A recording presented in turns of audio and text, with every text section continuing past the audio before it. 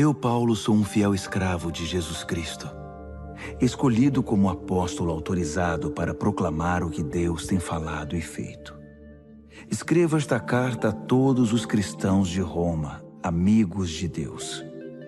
Os escritos sagrados trazem anúncios antigos dos profetas a respeito do Filho de Deus, que mostra suas raízes na história por ser descendente do rei Davi. Sua identidade única de Filho de Deus foi demonstrada pelo Espírito, quando Jesus foi ressuscitado dos mortos e comprovado como Messias, nosso Senhor. Por meio dele, recebemos a graça generosa de sua vida e a urgente tarefa de transmiti-la a outros, para que a recebam quando decidirem pela confiança obediente em Jesus. Vocês são quem são por causa dessa graça e do chamado de Jesus Cristo. E eu os saúdo agora pela graça generosa de Deus, nosso Pai, e do nosso Senhor Jesus, o Messias.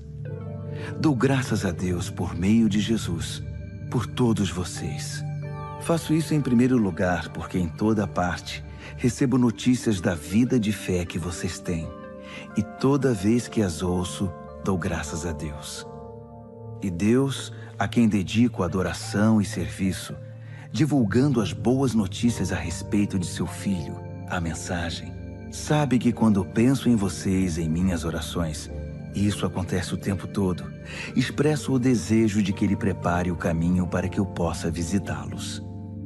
Quanto maior a demora, mais eu sofro.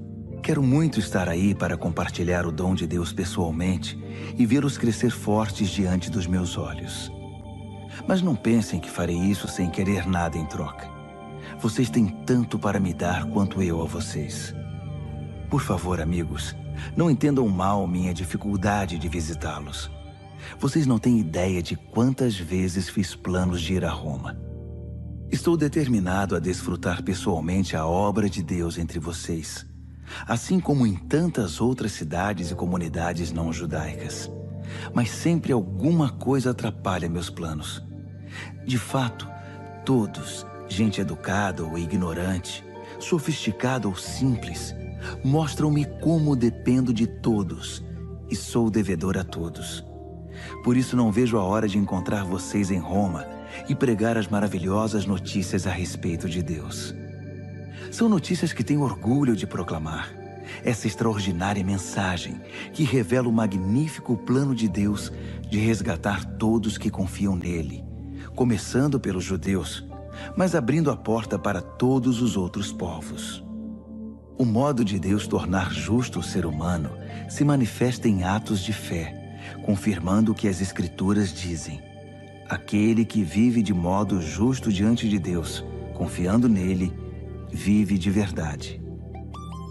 Mas o furor divino é despertado pela falta de confiança do ser humano em Deus, pelos erros repetidos, pelas mentiras acumuladas e pela manipulação da verdade. Mas a verdade essencial sobre Deus é muito clara. Abram os olhos e poderão vê-la. Se analisarem com cuidado o que Deus criou, serão capazes de ver o que os olhos deles não enxergam. O poder eterno, por exemplo, e o mistério do ser divino. Portanto, ninguém tem desculpa. Vejam o que aconteceu. A humanidade conhecia Deus perfeitamente, mas deixou de tratá-lo como Deus, recusando-se a adorá-lo, e foi reduzida a um tão terrível estado de insensatez e confusão que a vida humana perdeu o sentido. Eles fingem saber tudo, mas são ignorantes sobre a vida. Trocaram a glória de Deus que sustenta o mundo por imagens baratas vendidas na feira. Então Deus se pronunciou: se é isso que vocês querem, é o que terão. Não demorou muito para que fossem viver num chiqueiro, enlameados, sujos por dentro e por fora. Tudo porque trocaram o Deus verdadeiro por um Deus falso e passaram a adorar o Deus que fizeram no lugar do Deus que os fez, o Deus a quem bendizemos e que nos abençoa. Loucura total. Então aconteceu o pior. Como se recusaram conhecer Deus, logo perderam a noção do que significa ser humano. Mulheres não sabiam mais ser mulheres. Homens não sabiam mais ser homens. sexualmente confusos, abusaram um do outro e se degradaram, mulheres com mulheres, homens com homens, pura libertinagem, pois de modo algum isso pode ser amor. Mas eles pagaram caro por isso. E como pagaram? São vazios de Deus e do amor divino, perversos, infelizes e sem amor humano. Uma vez que eles não se importaram em reconhecer Deus, Deus desistiu deles e os deixou por conta própria. A vida deles agora é uma confusão só, um mal que desce ladeira abaixo. Eles tomam à força o que é alheio, são ambiciosos e caluniadores, cheios de inveja, violência, brigas e trapaças, fizeram da vida um inferno.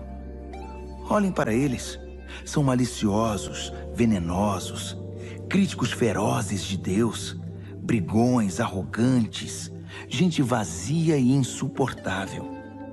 Mestres em criar meios de destruir vidas e revoltados contra os pais. Não passam de seres tolos, asquerosos, cruéis e intransigentes. Até parece que eles não sabem o que fazem, mas têm plena consciência de que estão cuspindo no rosto de Deus. E não se importam. Pior ainda, premiam quem faz as piores coisas com eficiência. A humanidade caiu num abismo cada vez mais fundo. Mas se você pensa que está em nível mais elevado de onde pode apontar o dedo para os outros, esqueça. Cada vez que você critica alguém, está se condenando. Você é tão errado quanto quem você critica. Criticar os outros é uma forma bem conhecida de ignorar os próprios crimes e erros. Mas Deus não é enganado tão facilmente. Ele vê através da cortina de fumaça e o responsabiliza pelo que você faz. Ou você acha que conseguiria distrair a atenção de Deus dos seus erros, apontando o dedo para os erros dos outros? Ou que por ser um Deus tão bondoso, Ele o deixaria livre de obrigações? É melhor pensar direito desde o princípio. Deus é bom, mas não é bobo. Por sua bondade, Ele nos toma pela mão e nos conduz a uma mudança radical de vida. Não há como escapar. Rejeitar Deus ou fugir dele é como jogar lenha na fogueira. Um dia o fogo intenso e alto, o julgamento justo e ardente de Deus, irá queimar tudo. Não se engane, porque no fim todos terão o que merecem. Vida de verdade para quem age do lado de Deus e fogo para quem insiste em viver como bem entende, pela lei do menor esforço. Se você age contra a sua natureza, irá se destruir. Não importa a sua origem, a sua criação ou a sua formação. Mas se você aceitar o jeito de Deus fazer as coisas, a recompensa será maravilhosa. Nesse caso, também não importa a origem ou a formação. Ser judeu não é garantia automática de aprovação. Deus não se orienta pelo que os outros dizem ou pelo que você pensa de você. Ele tem seus critérios. Se você peca sem saber, Deus leva isso em consideração. Mas se você peca de modo consciente, a história é outra. O mero ato de ouvir a lei de Deus é perda de tempo se você não faz o que Ele manda. Praticar, não apenas ouvir, é que faz diferença para Deus. Se um pagão que desconhece a lei de Deus consegue segui-la mais ou menos por instinto, ele confirma a verdade dela pela obediência. Comprova assim que a lei de Deus não é um elemento estranho, imposto de fora para dentro, mas algo que faz parte da própria constituição humana. Existe algo no interior do ser humano que ecoa o sim e o não de Deus, o certo e o errado. A resposta deles ao sim e ao não de Deus será de conhecimento público no dia em que Deus tomar a decisão final a respeito de cada homem e mulher. A mensagem que proclamo por meio de Jesus Cristo leva em consideração todas essas diferenças. Se você foi educado como judeu, não pense que pode descansar em sua religião, orgulhoso de estar por dentro da revelação de Deus, de experimentar as melhores bênçãos de Deus, de estar atualizado com as doutrinas. Tenho um recado especial para você que está seguro disso, que conhece a palavra revelada de Deus e se sente em condições de levar a Deus outros que estão em labirintos escuros e emoções confusas. Você está guiando os outros, mas quem está guiando você? Falo sério. Enquanto você prega, não roube, você rouba? Afinal, quem iria suspeitar de você? A mesma coisa vale para o adultério e para a idolatria. Você consegue se safar de qualquer situação com discursos eloquentes sobre Deus e sua lei. As Escrituras dizem, é por causa de vocês, judeus, que os pagãos são hostis a Deus. O texto denuncia um problema antigo que não irá se resolver. A circuncisão, o ritual no corpo que marca você como judeu, só terá importância se sua vida estiver de acordo com a lei de Deus. Se não estiver, é pior que não ser circuncidado. O oposto também é verdadeiro. Quem não é circuncidado e vive nos caminhos de Deus é tão bom quanto o circuncidado, e até melhor.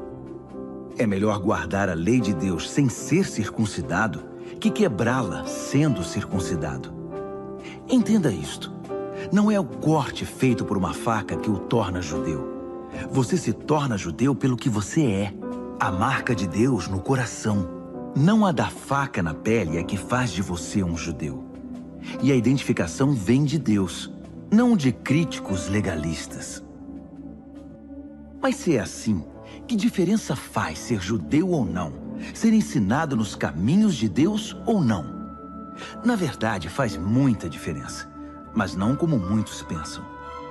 Para começar, lembre-se de que os judeus foram incumbidos de escrever e transmitir a revelação de Deus, as Escrituras Sagradas. E como fica a situação dos judeus que abandonaram sua posição? Deus não os abandonou. Você pensa que sua falta de fé cancela a fidelidade de Deus? De jeito nenhum. Contem com isto. Deus mantém sua palavra, ainda que o mundo inteiro minta descaradamente. As Escrituras dizem o mesmo. Suas palavras permanecem fiéis e verdadeiras. A rejeição não intimidará Deus. Mas se nossa maneira errada de agir apenas realça e confirma o caráter fiel de Deus, não deveríamos ser elogiados por isso? Se nossas palavras nem sequer deixam marca em suas boas palavras, Deus não cometeria um erro em nos pôr contra a parede e nos condenar pelo que dissemos? É uma pergunta natural, mas a resposta é não. Um não bem enfático. Como as coisas seriam corrigidas se Deus não agisse para corrigi-las? É maldade afirmar: se minhas mentiras servem para mostrar a verdade de Deus de maneira mais gloriosa, como posso ser condenado? Estou fazendo um favor para Deus. Alguns, na verdade, tentam pôr essas palavras em nossa boca, alegando que saímos por aí anunciando: quanto mais mal fazemos, mais bem Deus faz.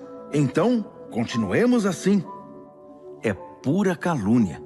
E estou certo de que vocês concordam conosco. Se é assim, aonde isso nos levará? Será que nós, judeus, estamos em situação melhor que os outros? Na verdade, não. Basicamente, todos nós, judeus e não judeus, começamos em condições idênticas. Todos nós começamos como pecadores. As Escrituras não deixam dúvidas sobre isso. Não há ninguém vivendo como deve, nenhum sequer. Ninguém entende, ninguém presta atenção em Deus. Todos eles erraram o caminho. Todos estão vagueando sem rumo. Ninguém está vivendo da maneira correta.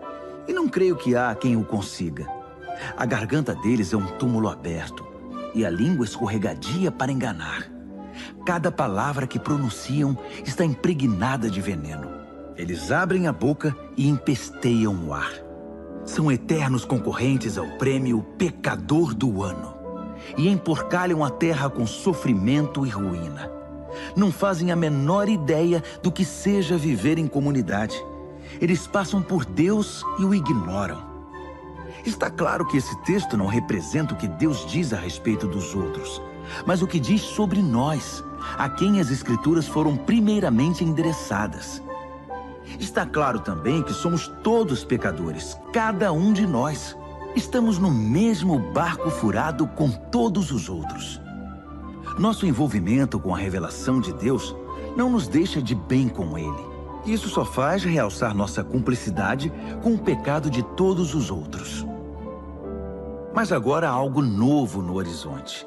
Aconteceu o que Moisés e os profetas anunciaram por tanto tempo.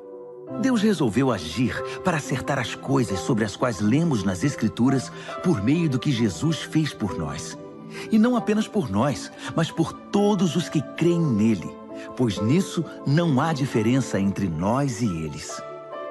Uma vez que nós e eles reunimos esse longo e lamentável registro como pecadores e provamos que somos incapazes de viver a vida gloriosa que Deus deseja para o ser humano, Deus resolveu fazer isso por nós. Por pura graça generosa, Ele decidiu acertar nossa situação com Ele. Um presente do céu. Ele nos retirou da confusão em que estávamos e nos restaurou para fazer de nós o que Ele sempre quis que fôssemos. E Ele o fez por meio de Jesus Cristo. Deus sacrificou Jesus no altar do mundo para purificar o mundo do pecado. A fé nele nos deixa limpos. Deus decidiu, sob o olhar de todos, deixar o mundo numa situação aceitável diante dele, por meio do sacrifício de Jesus, finalmente cuidando dos pecados que ele havia suportado com tanta paciência. Isso não só está claro, mas acontece agora. É história atual. Deus consertou a situação e também agora permite que vivamos em sua justiça. Portanto, como fica o orgulho judeu com seus supostos direitos? Anulado? Sim, anulado. O que aprendemos é o seguinte: Deus não reage ao que nós fazemos. Nós é que reagimos ao que Deus faz. Finalmente conseguimos entender. Nossa vida se acerta com Deus e com os demais quando o deixamos acertar a situação. Não quando tentamos fazer tudo sozinhos, com orgulho e ansiedade. E como fica a orgulhosa alegação judaica de termos o monopólio de Deus? Anulada também. Deus é o Deus do judeu e de quem não é judeu. Como poderia ser diferente se há apenas um Deus? Deus resolve a situação de todos que aceitam o que Ele fez e disso participam. Tanto os que seguem nosso sistema religioso, quanto os que nunca ouviram falar da nossa religião.